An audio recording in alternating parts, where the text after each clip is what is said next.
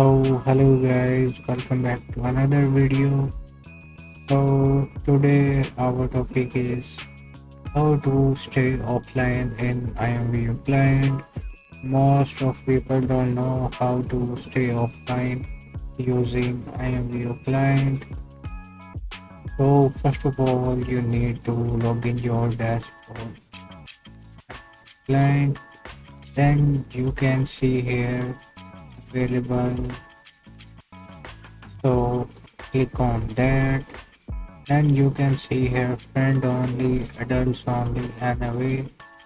As you can see, there is also an option do not disturb. Click on that.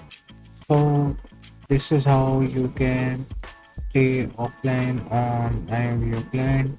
This will also work as a stay offline mode.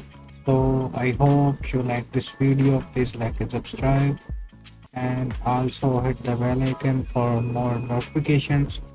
So bye.